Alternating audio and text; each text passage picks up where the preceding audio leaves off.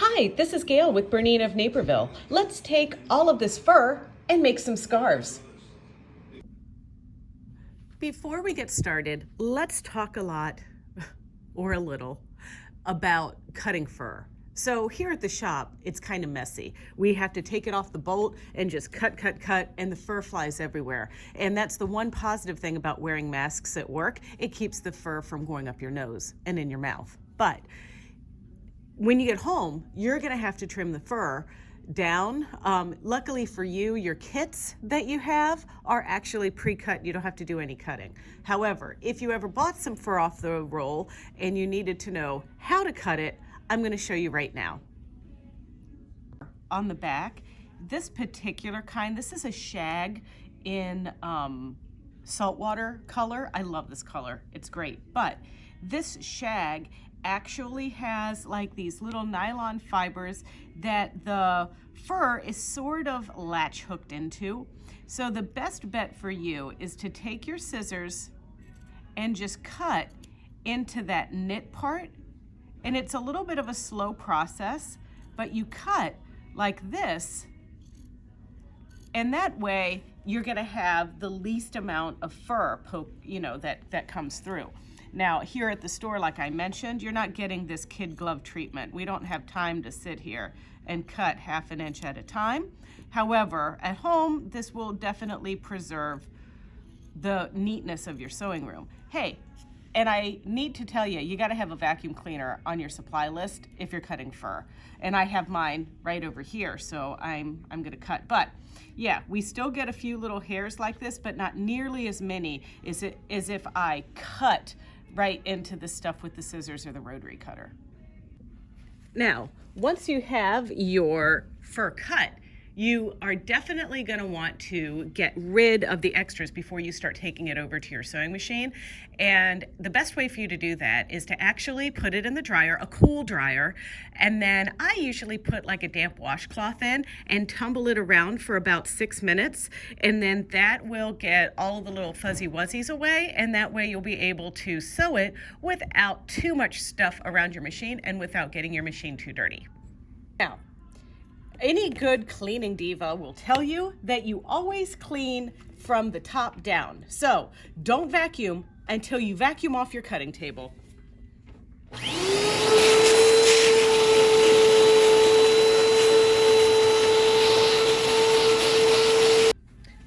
But as we use it and it gets kind of mangy, at home, for your nice one that's not all cut up from cutting fat quarters all day long, you can get these little stones. These are actually a cutting mat cleaner, and this will pick out like the little fuzzies that get in those self-healing cracks, and it's also going to get rid of batting if you ever cut batting on your cutting table.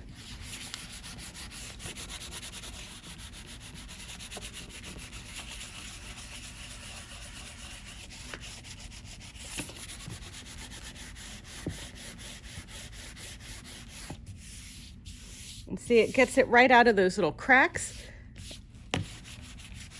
within reason. Now, we've got big cracks on our table, but anyway, we sell these little guys at BERNINA of Naperville if you need one.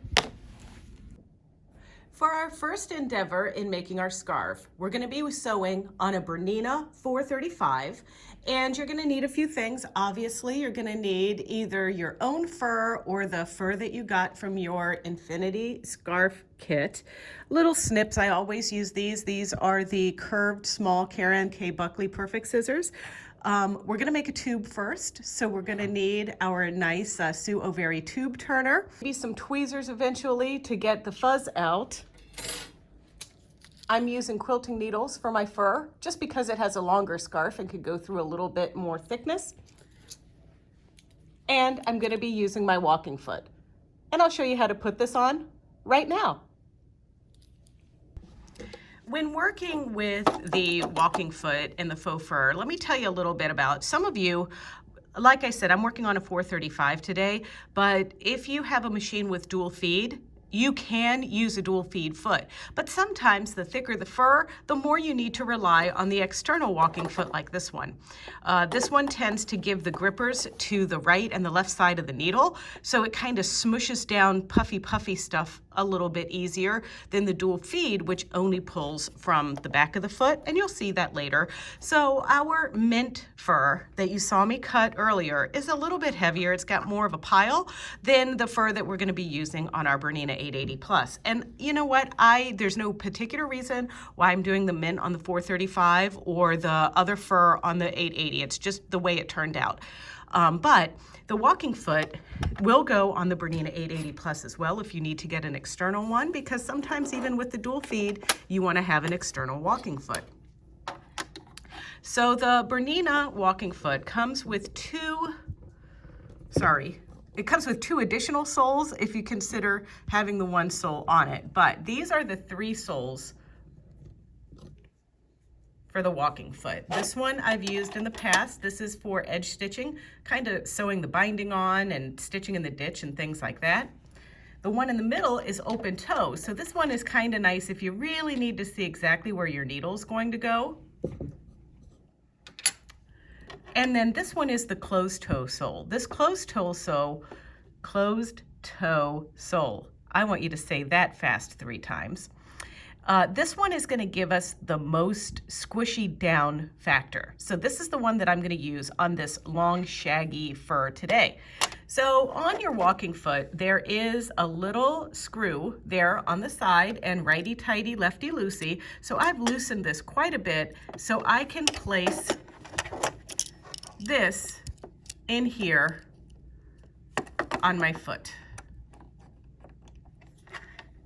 And now I'm going to screw this in, and it might not fit perfectly as I do this, but I'll wiggle my little sole into place. There we go. And now it's in there, and now I can put it on the machine. The Berninas are one-handtastic, so I'm going to lift my presser foot and take off my foot. And now I'm going to put my walking foot on, and the little cone goes over the little cone, but first I put this fork over where my needle is. So you can see my needle screw right there. And then the cone is kind of notched out a little so I can fit that in place and pull down.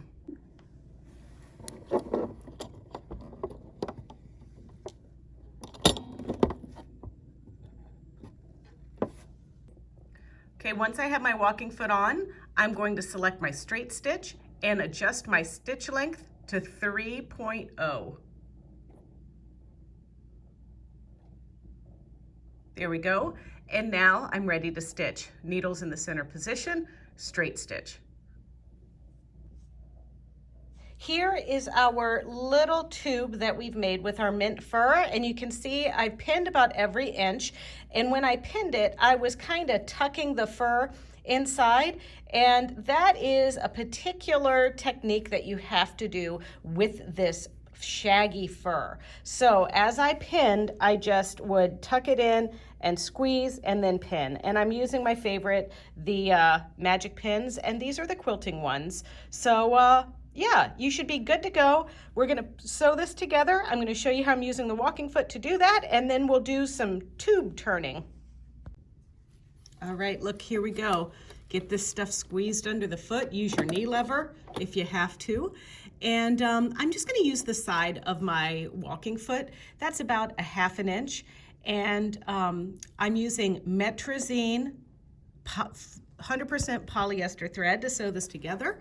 And I'm going to take a few stitches forward, and then I'm going to go backwards using my reverse tool. And now I'm going to pull my first pin out, and I'm just going to stitch, get to my pin and pull, stitch, get to my pin and pull. And I'm just going to continue this technique all the way down the full 54 inches of the width of this fur.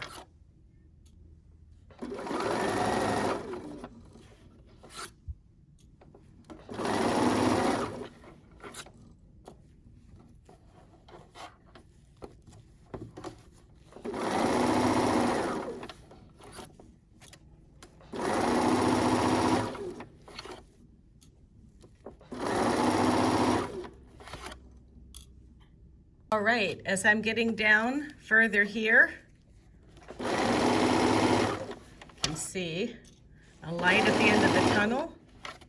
And look at my coffee, the hazards of sewing with fur.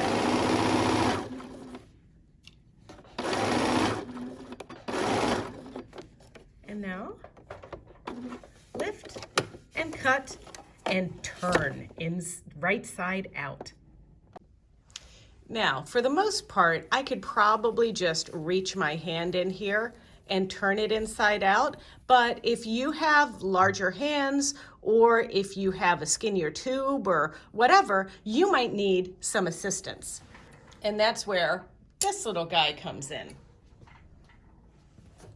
And all you do is you put your scarf, your fur piece, your tube, your spaghetti strap, whatever it is you're trying to turn, on the tube, get to the end, clamp down, and then move your piece to the other side of the ice pick, and then voila. We have a tube. Look at that cute little thing. The idea is to fit one of these pieces inside one of these pieces, but I do most of the sewing on the machine, and then I will have just a little bit that you could either hand sew, or I'm going to show you how to do it by machine. So using my pins, we're going to start by pinning our seams together. And you know what? That can be a little bit trickier than you think, because the seams are really hidden. There's my seam. You would never know it's there. Okay.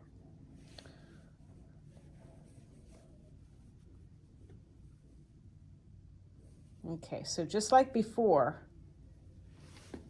I'm gonna line this up and try my best to tuck my fur out of the way as I pin this together. And I use like all the pins.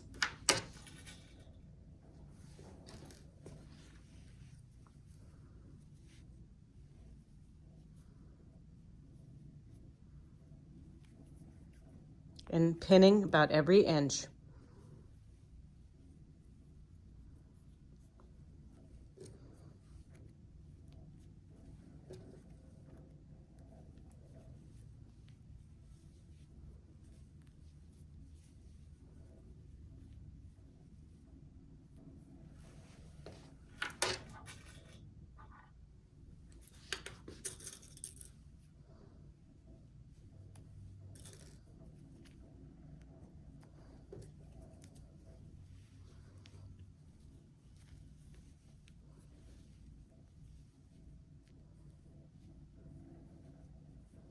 And I really think that sewing with fur is easy, because sometimes if you get a little pucker in your fabric or something, you can't tell because it's furry and it covers it up.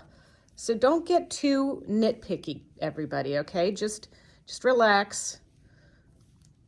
It'll fuzz out.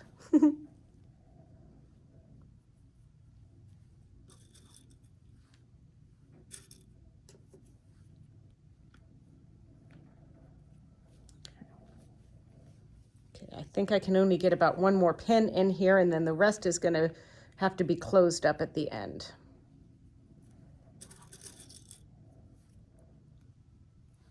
All right, let's go to the machine. Okay, so you're going to take your bits that you have pinned and squeeze them under your walking foot. And this is where I like to have that knee lever installed on my machine, because it lets me squeeze down onto the material for that extra set of hands. I'm gonna pull out our first pin, stitch a few stitches forward, go backwards, take out our next pin, just flatten it out as much as we can. We're still sewing with the side of the walking foot as our seam guide.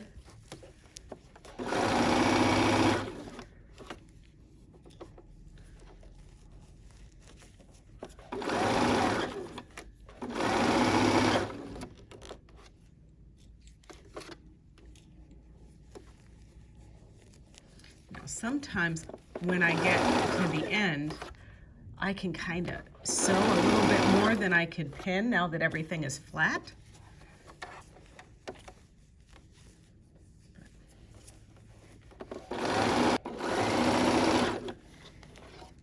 It's just a lot of fur. A lot of fur, kids. A lot of fur.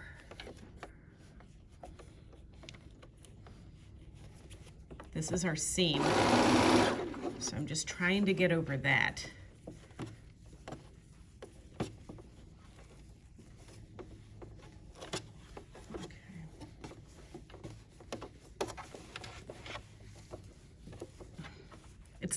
It's like trying to operate on Cookie Monster. Okay, let's just get this down here.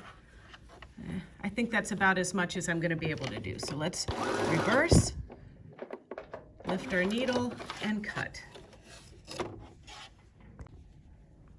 All right, there's our hole from sewing our two ends of our tube together. So I'm just folding over a little bit and folding over a little bit, and then I'm going to pin this together. Hopefully my pin doesn't get lost in there. It's kind of the same color. And then find another little opening here to fold under, and pin. And now I'm just going to do a straight stitch on the sewing machine, and I'm pretty sure you're not even going to be able to see this. Okay, ready for this? Okay, so see how I flattened everything, but I'm sewing over some fur? I'm just trying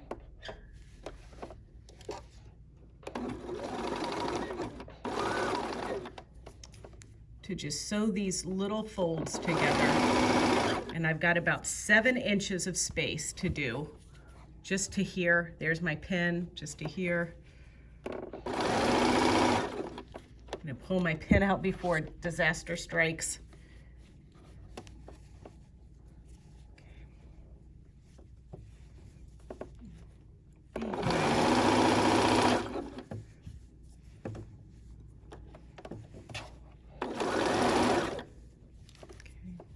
Pin's not until down here.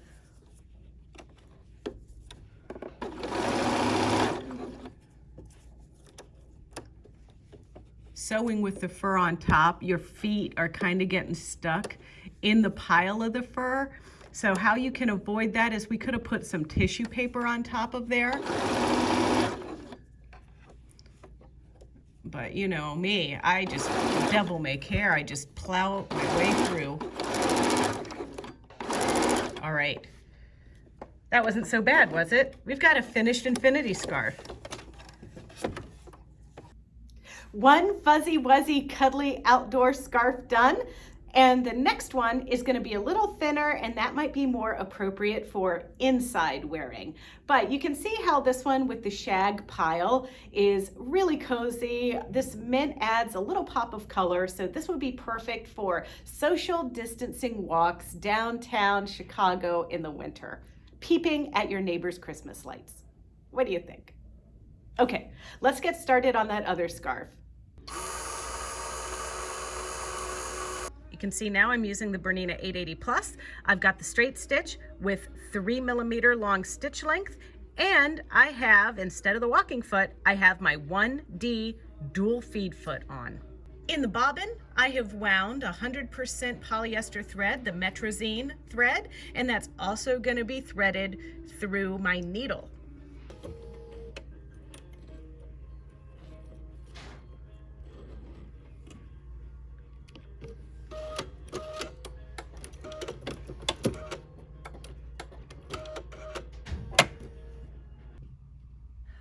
Here I am with my pinned together material. Now, you notice a little bit of contrast here with the minty shaggy fur that we used. This isn't nearly as plushy, so I didn't have to pin as close together, and I also didn't have to do as much tucking of my fibers in there. So for those of you that are feeling a little bit timid by the fur, you might consider this Luxe Cuddle. Now, the Luxe Cuddle is available here in many different options at Bernina of Naperville. We have some of it on the bolt, but we also have it in 2 2-yard pre-cuts, and we're continuing to enhance our inventory of that because it is a much easier way to pick up the fur. And what I've done with these is, this is actually from one of our 2-yard packages and this is the mountain fox fur that I'm using here. What I've done with this is we've taken one of our 2-yard cuts, but we can get 4 scarves from 2 yards because all you need is 18 inches with the fabric.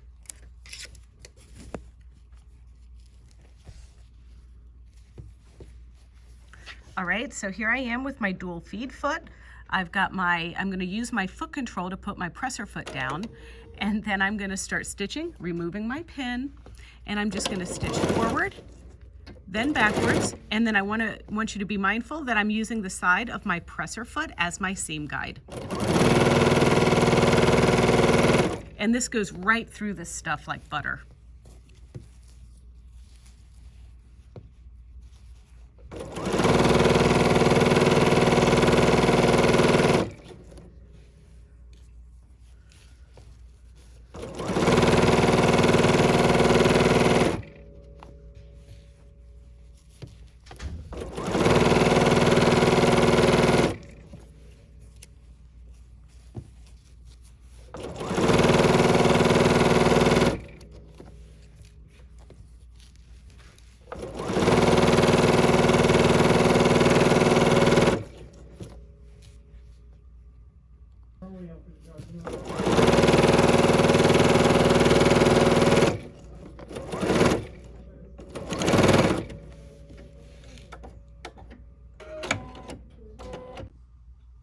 All right, it's time to turn our scarf. So just like we did on our mint shaggy scarf, we're gonna do the same thing with this.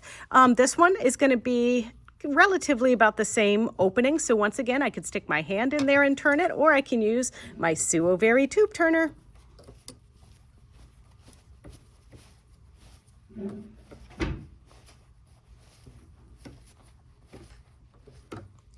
Okay, I grab it on the end, flip it around,